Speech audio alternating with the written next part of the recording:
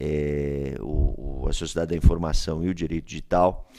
Então é importante que a OAB sempre levante essa questão, que vai muito além do que um simples meio, não é, como muitos colocavam no início, que seria um meio diferente e que não teria distinção alguma. E de fato nós temos algo profundamente diferente do que poderia ser colocado numa situação tradicional, e nem sempre é conveniente o raciocínio por analogia, não é? Às vezes aquele raciocínio, mesmo quanto à responsabilização subjetiva, ontem mesmo eu falava desse assunto com o orientando, quanto a dizer o seguinte: nós temos o provedor é como o correio, né? Então ele não pode ser responsabilizado. Então isso talvez tenha algum sentido quando nós pensarmos no e-mail, mas não em relação à postagem, porque, obviamente, aquela é uma informação aberta a todos, e esse tipo de raciocínio, que parece muito sedutor num primeiro momento, não tem base nenhuma. Então, eu até aproveito dois conceitos que foram colocados aí com precisão pelo professor Senise e também pelo professor Celso Fiorillo, relacionando tanto a dignidade da pessoa humana como também a imprensa. Porque, primeiro, eu escutei com atenção a palestra do professor Senise e ele mencionou a ideia de reificação, não é? De transformar as pessoas em coisas, transformá-las em objetos. E, ao mesmo tempo, a ideia do meio ambiente, no sentido mais amplo do termo, que é defendida pelo professor Fiorillo, e as próprias transformações da imprensa. Primeiro, lembrando até uma banca que eu participei na faculdade, ao lado do professor Paulo Casseb, do professor Ronaldo, existe uma banalização do conceito da dignidade da pessoa humana, e se existe um local em que essa questão tem que ser discutida, sem dúvida, é a Ordem dos Advogados do Brasil e, sobretudo, em um ponto, que é a questão da comunicação social. Hoje me preocupa muito, a todo instante, invocar a dignidade da pessoa humana, talvez, e por isso talvez o professor Senise tenha falado em uma redignificação da dignidade da pessoa humana, porque praticamente falta muito pouco para que se invoque o princípio da dignidade da pessoa humana até em petição de juntada, né? E porque esse não é o sentido da dignidade da pessoa humana. Eu escrevi um artigo que foi publicado na revista do Instituto dos Advogados de São Paulo, justamente abordando essa questão. E, por tal razão, nós, quando falamos da imprensa, e aí eu lembrei muito do que o professor Senise falava, porque há um livro de 1970, de um pensador chamado Alvin Toffler, que se chama O Choque do Futuro.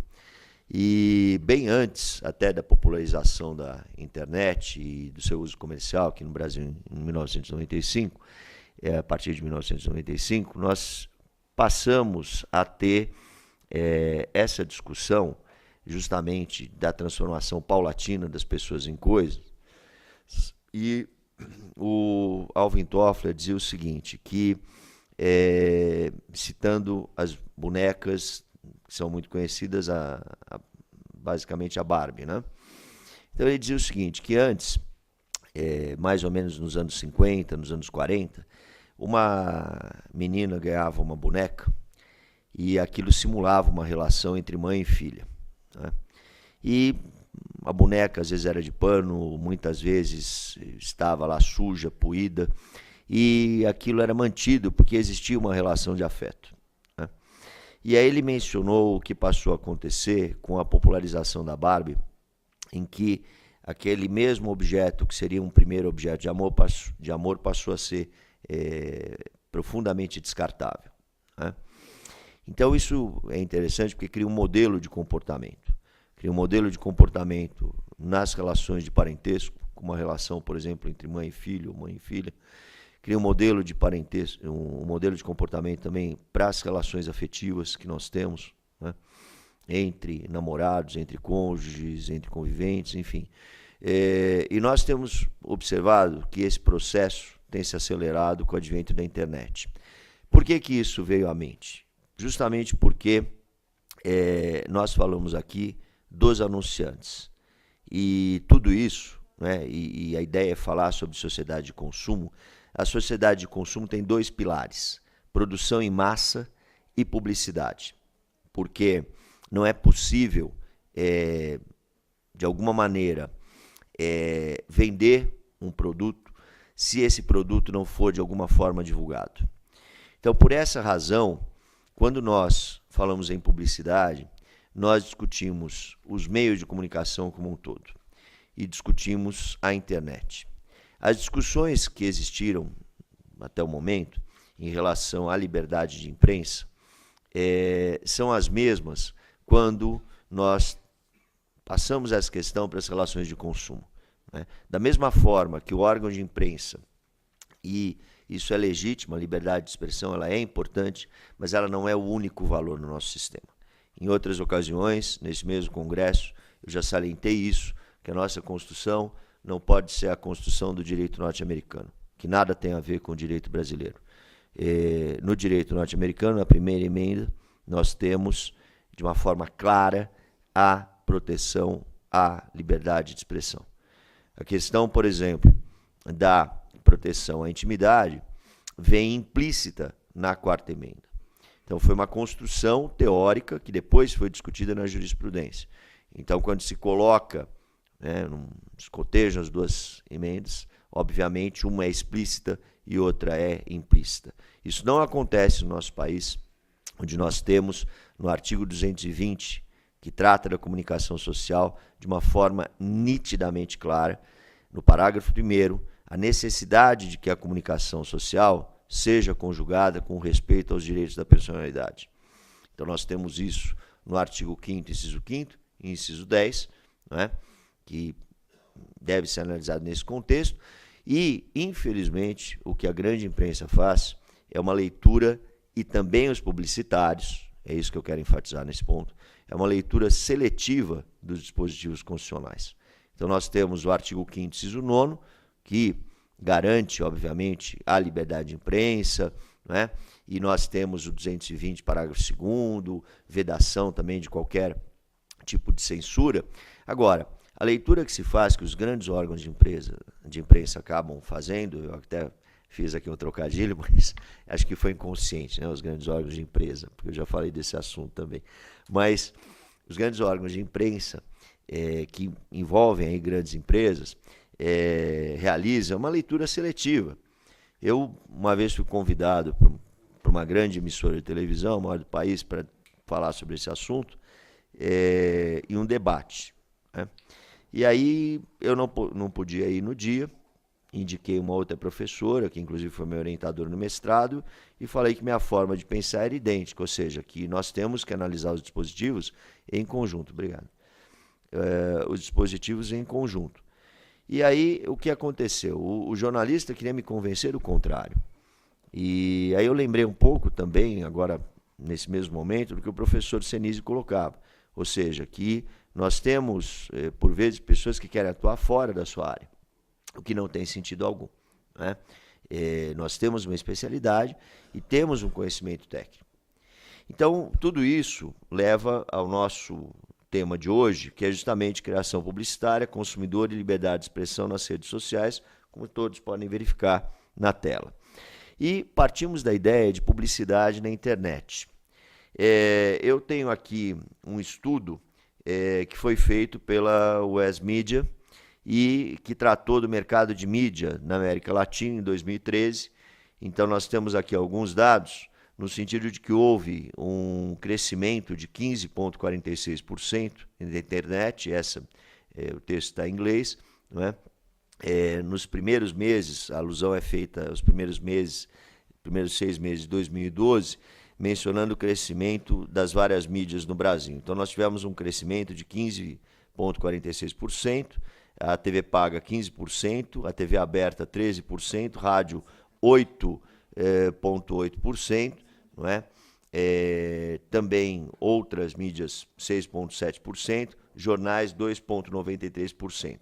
Ainda que o Brasil tenha uma situação curiosa, e aí eu cito um outro relatório que é da PricewaterhouseCoopers, e aí o que se menciona é que no Brasil, embora exista esse crescimento significativo da internet, ao contrário do que tem ocorrido no mundo, em que há um decréscimo dos outros meios de comunicação, aqui nós temos também um crescimento de outras mídias, né? Também devido aí à fase econômica que o Brasil atravessa. Então nós temos aqui uma projeção de que o Brasil será o líder mundial no crescimento do mercado de mídia entre 2013 e 2017. E nesse mesmo relatório se coloca que o Brasil crescerá, terá um crescimento da publicidade na internet de 18% ao ano entre 2013 e 2017, contra apenas 13% no resto do mundo no mesmo período. E aí a menção que foi feita a mídia tradicional no Brasil, um momento no qual a mídia impressa está caindo em termos de circulação e receita publicitária em outras partes do mundo, existe um crescimento anual de cerca de 7% para revistas e de 4,3% para jornais no Brasil. E então há uma projeção de um forte crescimento para a rádio e televisão. Então, tanto comparando o que nós temos aqui na US Media, como também na PricewaterhouseCoopers, existe uma previsão de crescimento significativo. Aqui o gráfico da Pricewaterhouse, então, publicidade na internet, um crescimento de 18% na linha verde, e no restante do mundo, 13%. Não é?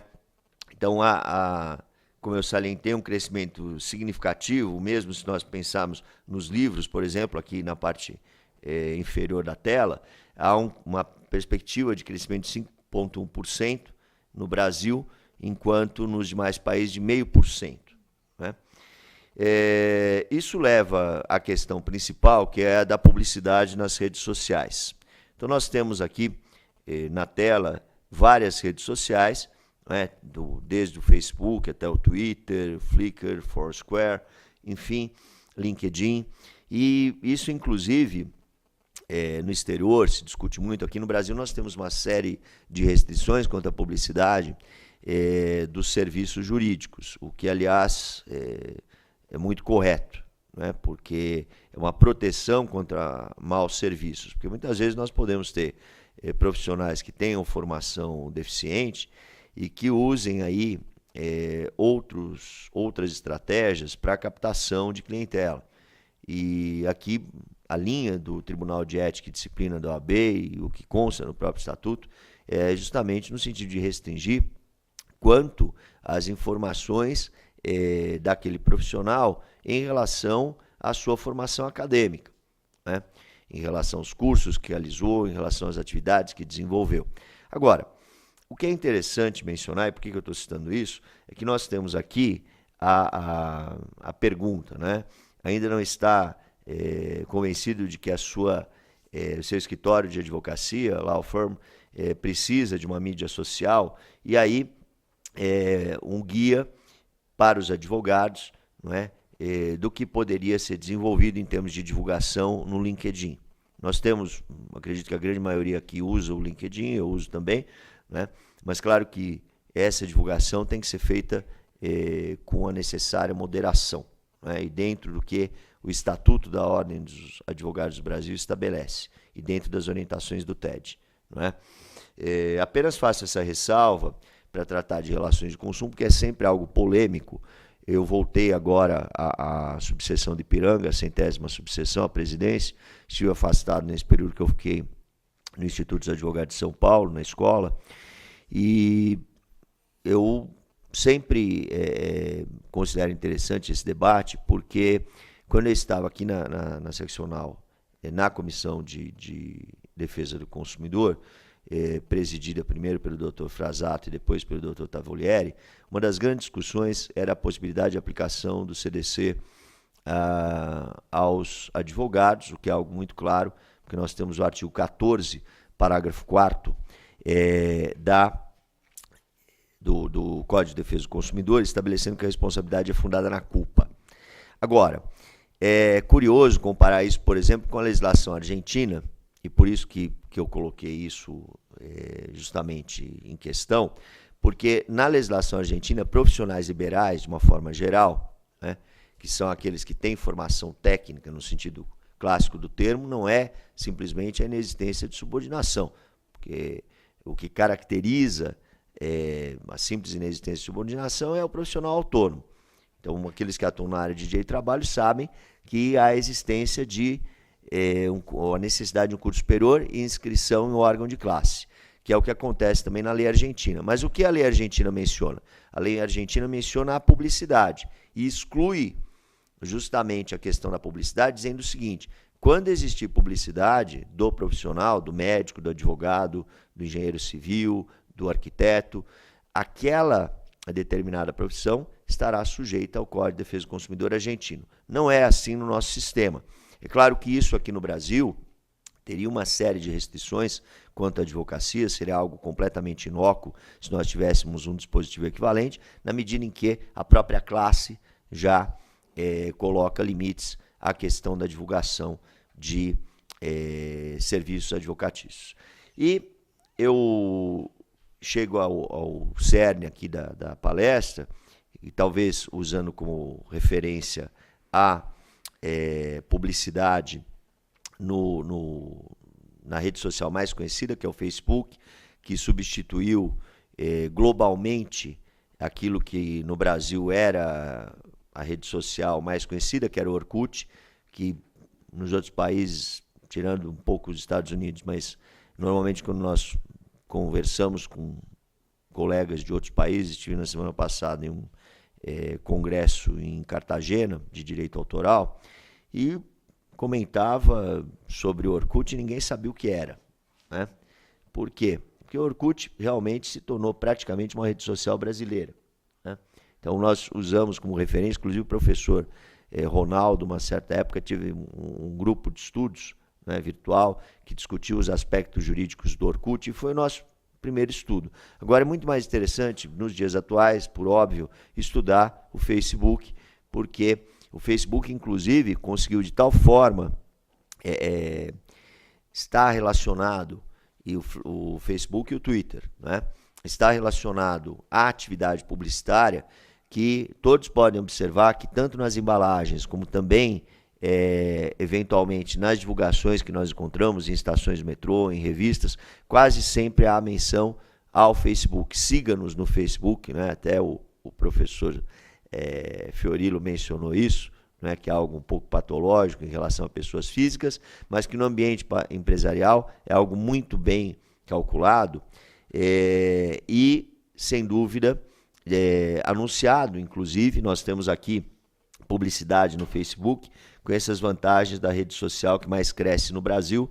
Então aqui a menção aos anúncios, às empresas, às propagandas. E nós temos uma informação do Valor Econômico: publicidade nas redes sociais coloca Brasil em lista amiga do Facebook. Por que é tão importante o Brasil nos projetos dessa grande rede social?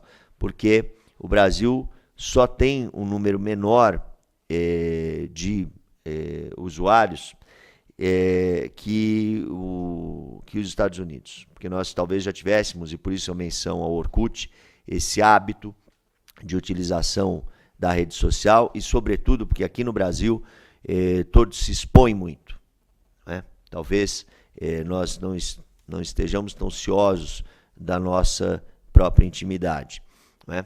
E então nós temos aqui a menção ao fato que eu citei, o segundo maior público depois dos Estados Unidos da América, com 73 milhões de usuários no Brasil. Esses dados são de março de 2013, que passam de 8 a 12 horas por mês conectados à rede social. Durante o ano de 2012, foram veiculados no Facebook 30 milhões de anúncios. E há uma divisão dentro da equipe, pelo menos a informação que foi dada, que teria de 40 vendedores, com divisão entre pequenos, médios e grandes anunciantes, e por isso que eu coloquei no slide anterior uma forma de captar, né, a publicidade no Facebook, de uma certa forma, glamourizar um negócio que basicamente envolve vendas, né?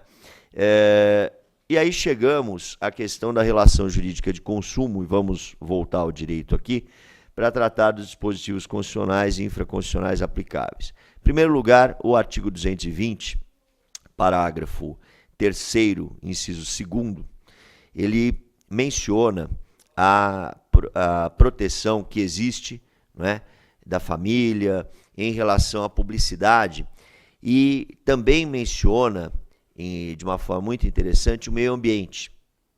E aí, dentro desse conceito amplo que foi colocado, não do meio ambiente no sentido de meio ambiente natural, aquele mais tradicional, mas no meio ambiente cultural, que o professor Fiorilo tão bem colocou, nós vamos ter, sem dúvida alguma, a necessidade de limitação. E isso começando pelo tema que nós discutimos aqui, que está calcado nesse dispositivo constitucional, que é o 220. Sem olvidar, por óbvio, que a relação de consumo é regulada também pelo 170, inciso 5º, faz parte da ordem econômica. Nós temos um dispositivo infraconstitucional, que é o Código de Defesa do Consumidor, que inclusive estava previsto no artigo 48 dos atos das disposições constitucionais transitórias, e fundamentalmente o artigo 5º, inciso 32, que é cláusula pétrea da Constituição Federal e que garante a proteção do consumidor na forma da lei. Isso envolve um compromisso do Estado, um compromisso que não pode ser de forma alguma negado pelo Estado. Então, por essa razão, nós também, partindo do texto constitucional, dessa análise constitucional, chegamos às normas infraconstitucionais. E dentro das normas infraconstitucionais, cabe salientar que a publicidade é regulada do artigo 36 ao artigo 38 do Código de Defesa do Consumidor e que também é considerado como uma proteção contra a publicidade enganosa e abusiva, é também considerada como um direito básico do consumidor no próprio artigo 6º, né? E nós encontramos ainda uma outra questão muito importante, porque são 4 os conceitos de consumidor no Código de Defesa do Consumidor.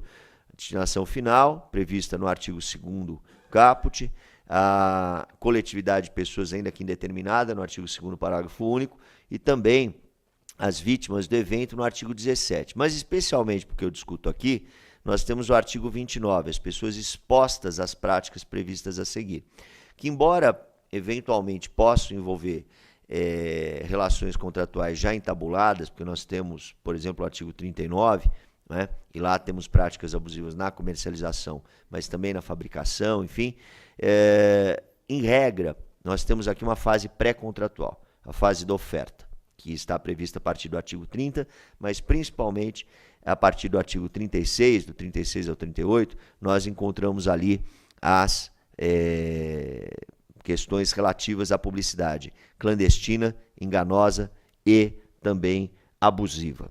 E eu menciono isso porque esses dispositivos constitucionais trazem aqui à baila uma questão muito importante, porque hoje em dia nós não podemos esquecer que a proteção que é concedida ao consumidor, e de uma forma geral, porque eu uma vez escrevi sobre o spam, que na época era a preocupação principal, como prática abusiva no mercado de consumo.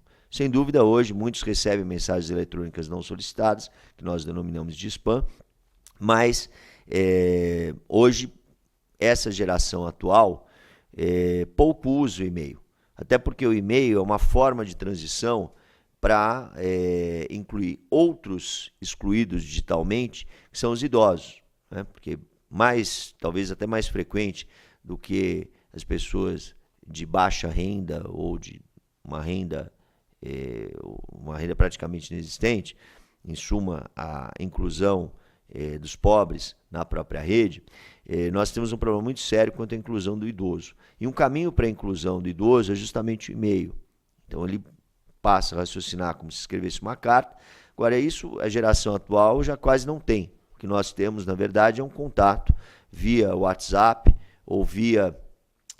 porque também há uma grande importância em relação à mobilidade nos dias atuais, aquilo que nós falávamos no início do curso de mestrado, em 2007, e por isso eu sempre enfatizo esse ponto.